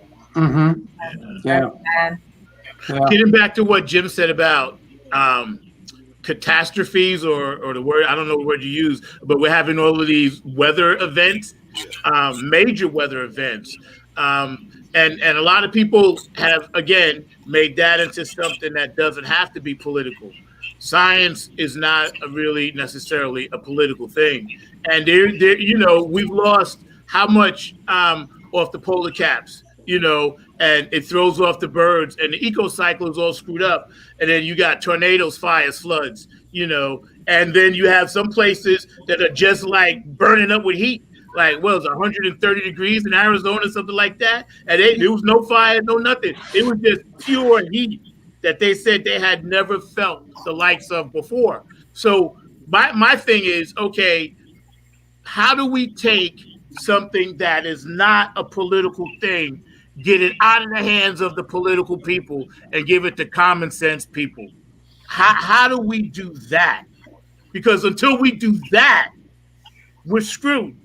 And it doesn't matter Republican, Democrat. I'm just saying, how do we take the tangible thing that we need, which is we got to fix our environment, and not make that a thing where people have to fight over it? I guess is what I'm trying to say. You're so right, Zach. We definitely need to do that. And it's just crazy, some of the things that we're seeing even in the world and everything. I was actually just recently talking to some friends of mine that live out in the West Coast, and they actually brought up the fact that in one of the cities where one of our producers lives at, they're actually going to be doing their show later on in this area, talking upstream. But where they live at in Colorado, they're about to have what amounts to, I think, a 70-degree swing in 2 days, because it's supposed to be close to like 100 degrees today or tomorrow, and then by Monday or Tuesday it's supposed to be down to like around 30 or 35 degrees. So they're supposed to have a 70-degree swing in a matter of 2 days. That's just incredible to me that we're having these kind of drastic swings in this day and time. But that's happened before in Colorado. I've seen it be one temperature in the morning. In the afternoon, it gets really, really hot, and then at night, you're below freezing again. So Colorado has that, and Salt Lake City can do that too. Yeah, but weather is not climate.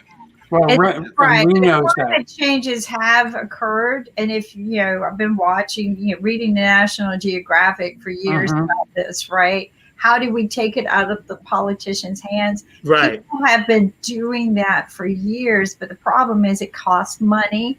It takes regulation sometimes, but it takes people agreeing, shut down those smokestacks, right? Stop polluting the water. It takes people, but people with money, they're allowed to do these things. And it took a huge move, and I forget what country it was in. I'll have to go pull it. But they've got 7 nuclear stacks stopped. They no longer use them. They found another means to produce their power. But that took a lot of money. That took a lot of political pull. But like you said, Zach, why are our politicians controlling the air we breathe and the sun? Why do they control whether I can have solar connect to my house? That Agreed. Yeah, That that's bothers crazy. me. It's crazy. That I can't connect solar to my house unless the government's involved.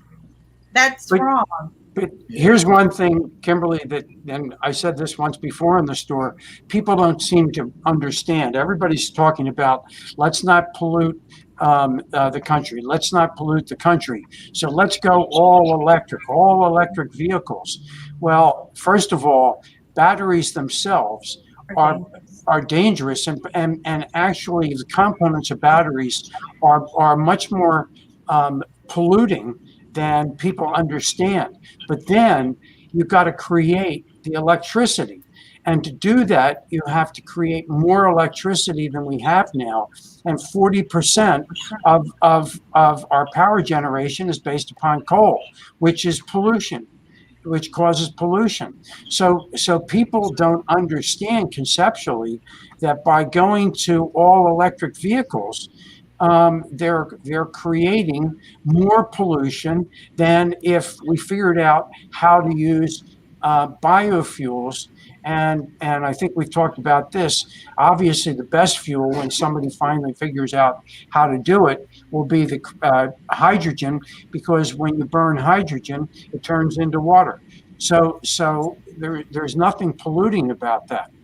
Or something like algae, which is a very good combustible material. And if we take algae off of the ponds and the streams and the rivers, we're actually doing a service to the ecology by getting rid of the allergy. I mean the algae. But by burning corn, we're taking food away from people. I just don't understand. Things don't make sense to me. But I No, guess you're not alone in the shaking your head on that subject. As Jeff from Wednesday shows tells us all the time, if you grew hemp, hemp you can grow and take the product from it in a span of a few years. Instead, we're cutting down trees, which take forever to grow. So there's a lot of ways that we could be smart about this, but we're stuck in old patterns where old people, not old people, sorry, Lynn, old generations have been stuck in doing things a certain way, and they can't change their mind and their approach because they see, well, how am I going to make money? Because I'm making money off of taking down these trees. Why would I want to grow hemp and then use that for the same purpose? Well, let's go to Holmes. Holmes Stoner creates homes that can be built in hours almost. Fraction of a time, and he can roll them out all across the country. And he can't get them approved by the local zoning and building inspectors. It's so mixed up. Because I know tiny homes. But here's the thing, though. People like us on this panel, we think globally. We're thinking about each other. We love each other. We care about other people.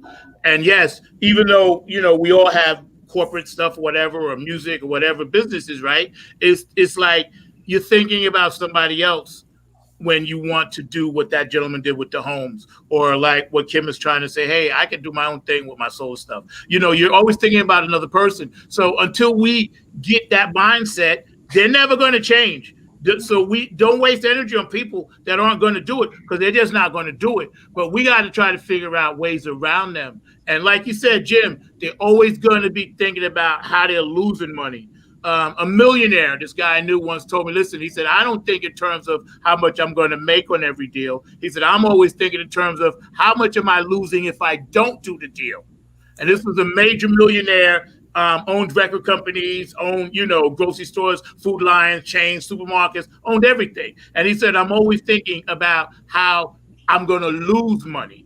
He said, I already know what I got. And see, with the Bill Gateses of the world and all these people, everybody's trying to do all this great stuff. That's great. But there are everyday people out here struggling right now that have great ideas like him, and they can't get approved. Like you said, Lynn, the guy can't get his thing approved. Jim, they can't get approved. So it's almost like you're damned if you do because you still want to do it. It's in your blood, it's in your DNA to help people. But at the same time, you know deep down in your heart, like the guy who invented the thing that Lynn's talking about, I seen that. I seen the algae machine because I watch a lot of those documentaries. I seen the machine he's talking about where the car can run on water.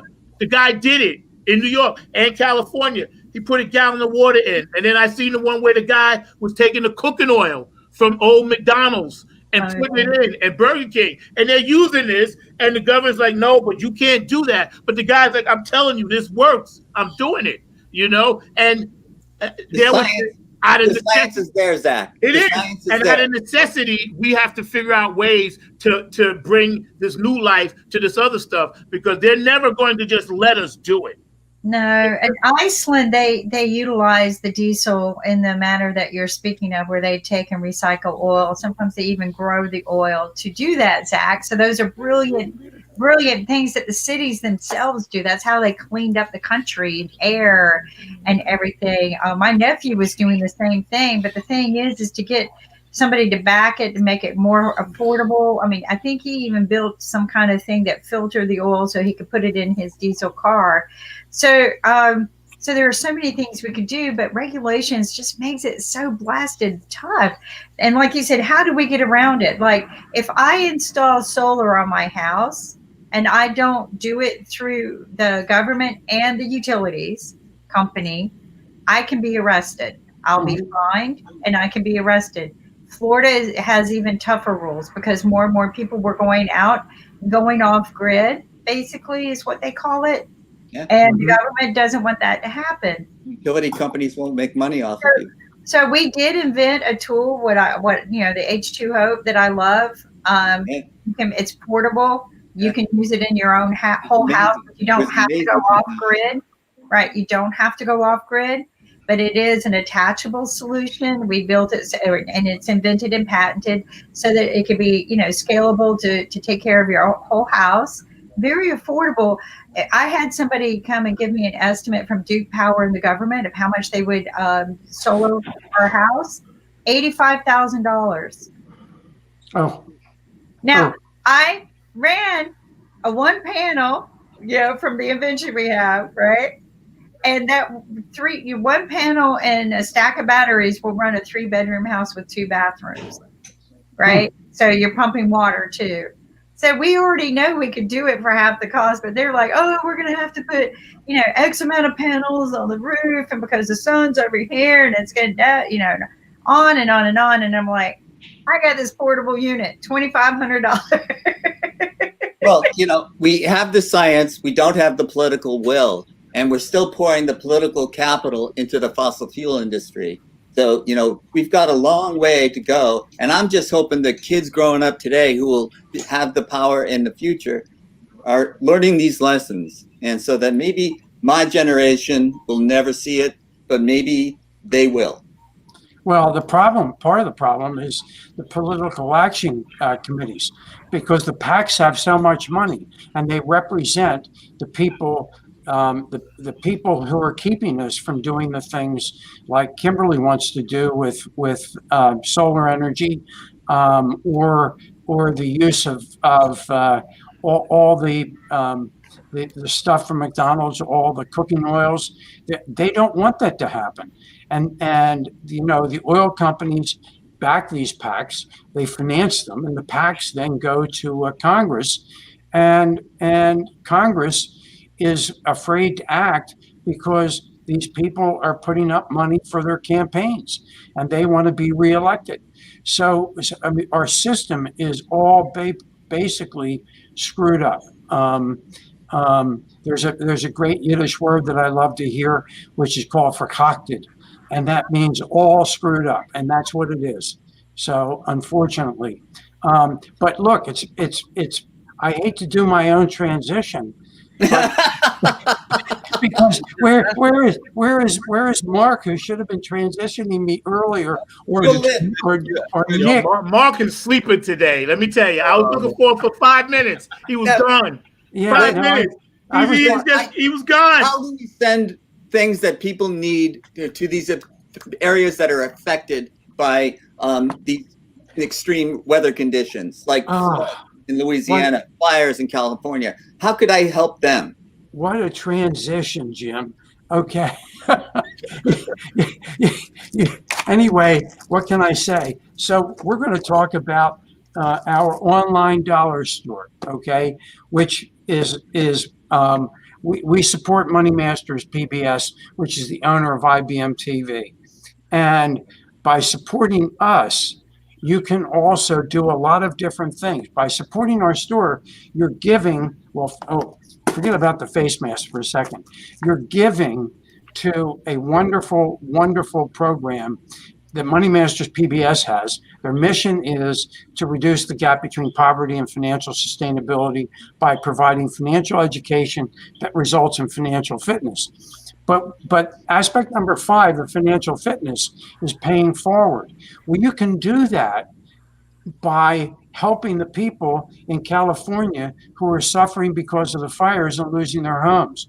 You can do that with the people in Louisiana who basically, because of Hurricane Laura, have lost power. They've lost all the food they had.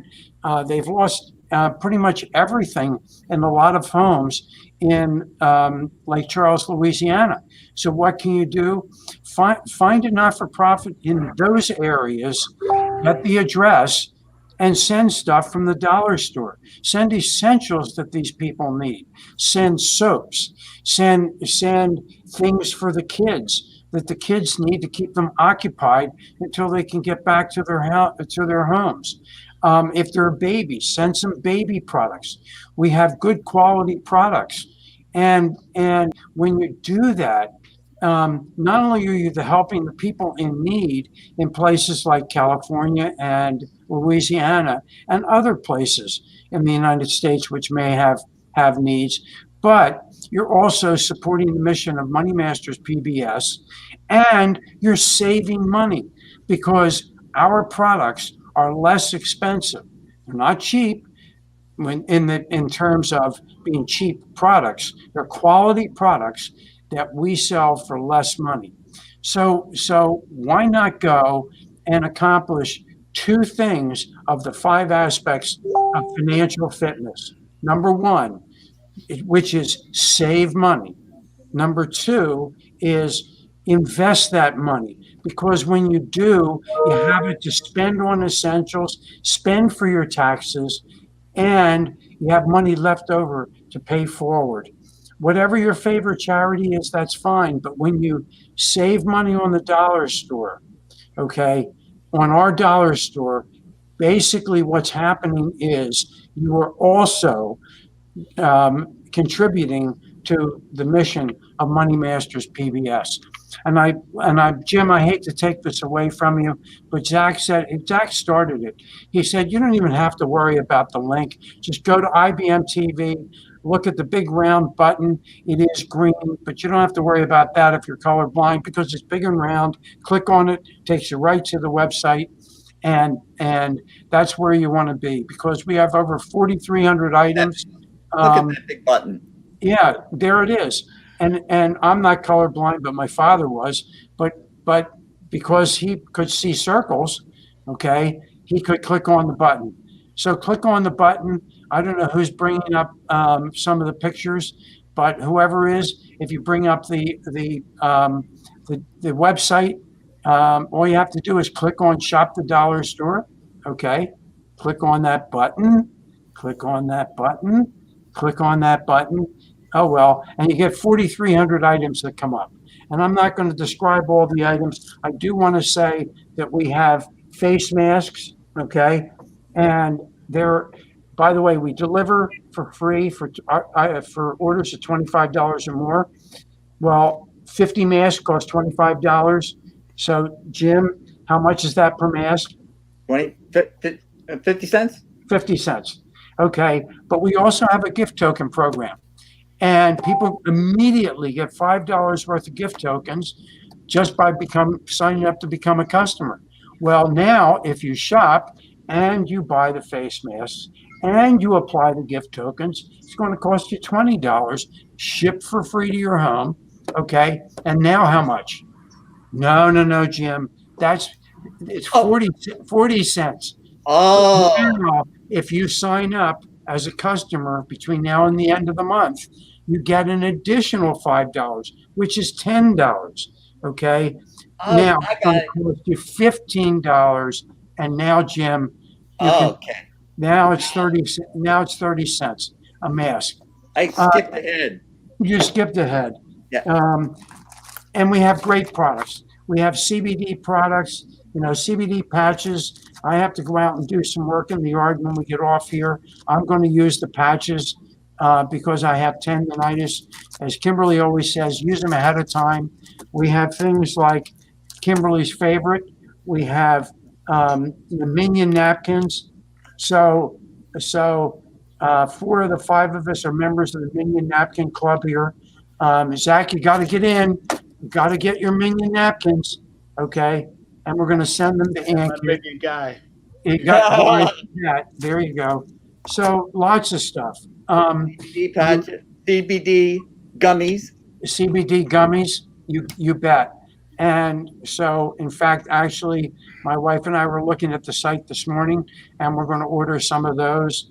Because I have so much going on in my head, I don't sleep well. Get up and read the National Geographic, Kimberly. That's when I read the Geographic, is when I can't sleep. But now I may fall behind on my National Geographics because that will really put me to sleep. That'll knock him right on out. Lynn, did you mention the 5 for 5? Well, you mean? Yeah, I did. Yeah. Okay. Yeah. And Mark was asleep again. Yeah, that's right. Mark was looking at more of the items, and we keep doing that, sure, because we want to confuse Mark. We don't want him to get to the end. He wants to get that hammock. Yeah, he wants to get the hammock. Anyway, keep looking. Keep looking. The hammock's gonna be down there somewhere or another, and I'm gonna find that hammock one of these days. I don't know when I'm gonna find it, but I'm gonna definitely find that hammock, no matter what I've got to do to get it. But I know it exists out there. And by the way, Mark, let me give you one more thing. Yes. Through the month of September, we're giving 100% of our profits to Money Masters PBS. Okay, and so please go on and help Money Masters PBS. After that, it's at 50%, and that's always nice to be able to give a significant percentage. But notwithstanding that, through the end of September, let's get on and help Money Masters PBS. Sorry, Mark. No problem. I did notice something new on the website and everything, and that's that y'all have added some new food items. As y'all know, I'm the cookie monster, and that I like a lot of the food items, and I did see that was on the website, that y'all have added some new food items. So I guess that's part of the conspiracy to have me not catch up on the amount, since y'all have added those food items, and you knew it was something that I would want as well. So I did notice that the food had been added as one of the things that was on there and everything. And Kim, by the way, you were right. Colorado has had record swings and everything, but when I was looking at their website on their weather, they've never had it go from like 90 degrees or 100 to possible snow. So they're saying that they could get snow. So that kind of extreme is something new, even though they have had extreme weather and everything. And I know a lot of folks that are here, and I do want to just give this shout out about a holiday that's going on. And I'm wondering, because you usually tease Jim about where he's from in terms of being in that part of California. And of course, we're getting ready to celebrate Labor Day, which for a lot of folks, that's just a day to go to the beach or to get out and things of that nature. But I want to know if folks on the panel know the real reason behind Labor Day and what Labor Day is actually supposed to be a celebration of. The working class people. Labor. You are absolutely right. It's supposed to be about the working class people, labor, and to be more specific, it was actually a holiday to celebrate our unions. So the unions that exist here in America. So it's supposed to be a union holiday, or a holiday to celebrate the labor movement. So that's actually what the holiday is supposed to be about. Yep. Labor, to celebrate the unions and the peaceful part of it. Right. Well, I will say this. We took a big celebration because of the unions one time when I owned the phone company, and the phone companies decided to do a lockdown up in New York. So, of course, we couldn't do any work in that section. So I gave that whole team that worked with New York time off until the unions came off. So I said, pack up everything. We're going to the beach. So everybody brought their families and everything. And it was funny. We were sitting out on the beach and we noticed a lot of people out there. It's an odd time of year, right? And we started talking. Everybody was there because of the shutdown in New York from the union labor, right? The union labor's going, we're on the strike. So we met all of these people from New York at the beach because of New York being on strike. So there was a good thing that happened out of that. But when, it's just unions are an interesting part of labor. So there you go. So I've been on both sides of it. I was a union delegate, and I was a shop steward, and then I was in the management side of it too, and also being in the musicians union in New York as well, which was really, really hard because nobody never gave us what we're actually supposed to get unless you were on Broadway or unless you were doing something similar as far as a play or something as if you connected with the Broadway union and the Actors Guild. But just a regular musician, I used to ask for union scale on any gig. I didn't care if it was a wedding or not. But unions are an interesting thing. They had both their up and down side. I think we missed them though. I really do. I had no problem with them asking for the right thing from the employees. I got a great feedback from the employees that were sitting there on the beach. I'll have to admit that it was a great learning experience. So, yeah. They made it hard for people to get fired if they screwed up. That's the thing I didn't like.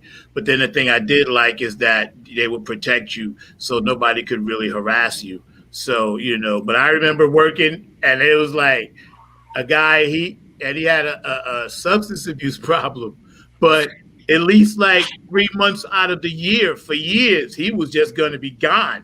So, and then, it was covered and everything.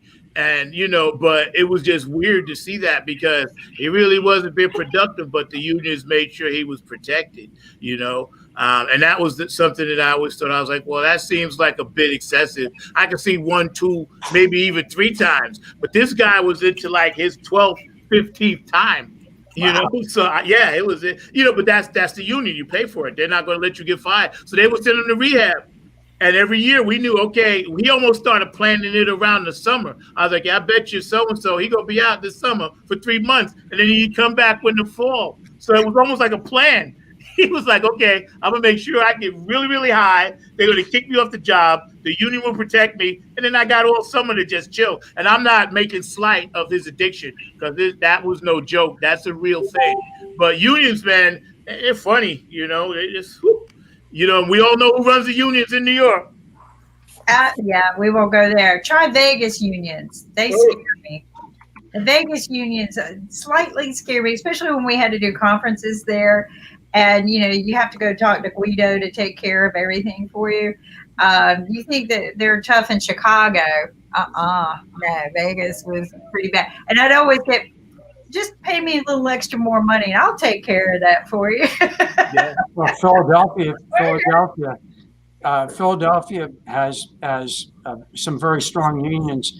And at the convention center, one of the shop stewards was wandering around with his he sort of had an open sweater on, and he had it pulled back, and he had a gun in his pocket, and he would walk up to people and he would say, I think you need to hire a carpenter, and the people would look at him and say, no, we don't, and he would just look down at his waist.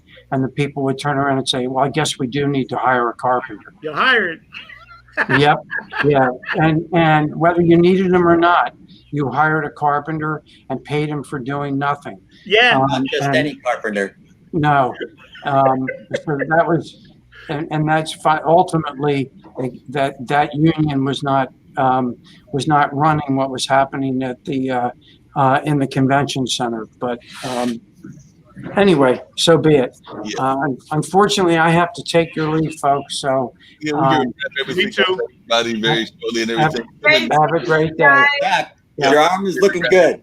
Yeah, but this is the one. That's Oh, why that's you don't the see one. me I'm raising sorry. it. Yeah, I'm not lifting it. I have to go back on the sling after the show.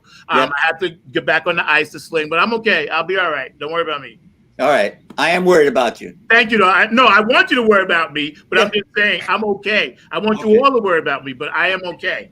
So All right. don't not worry about me. Zach, You're going to rest, be left-handed for a while. rest. Lots of Don't rest. forget to try the gold milk. Yes, I gotta actually find that stuff. I don't know where to find it. It's at Whole Foods, I guess. I don't know. What is it?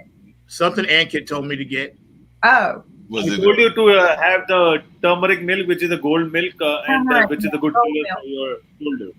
I And think then that's what basil, and then basil is always good for your, immunity as well. And then try all those patches and also ice packs, which will. I got an ice machine that I'm on. I just don't have my stuff on now. Once I get off the show, I'll get back to where I should be. Ice machine, sling, yada yada yada. So I'm watch good. the movie, watch 42. I'll watch 42. We'll talk about it next week because that's a great movie. Check this out on Netflix. He's got one called Band of Brothers or Brothers, Brothers.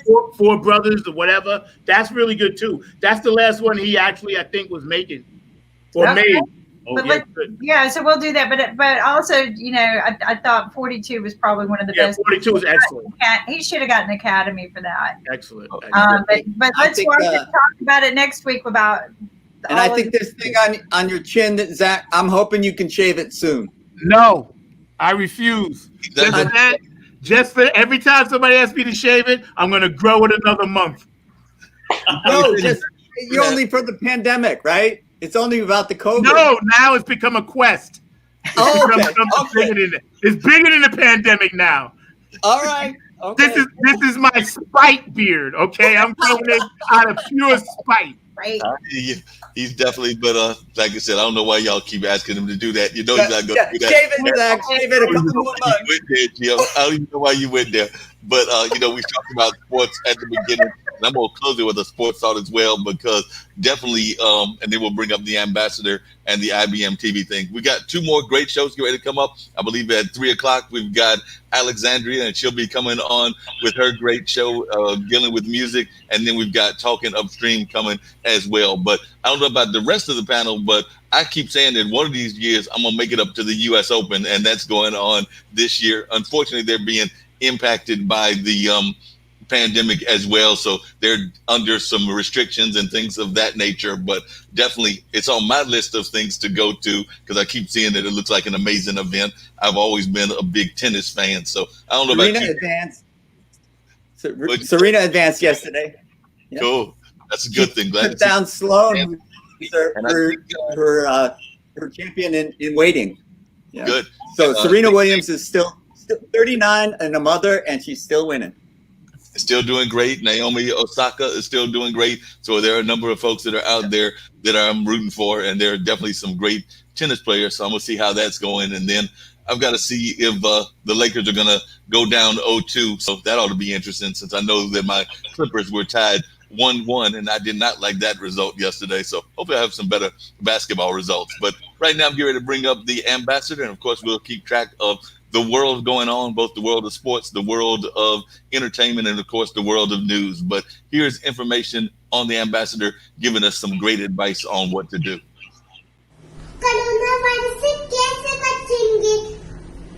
Okay, hand होकर और ऐसे अपने खांसी जब आएगी तो ऐसे करेंगे अथू अथू और कोरोना वायरस को धन्यवाद हमारा न्यूज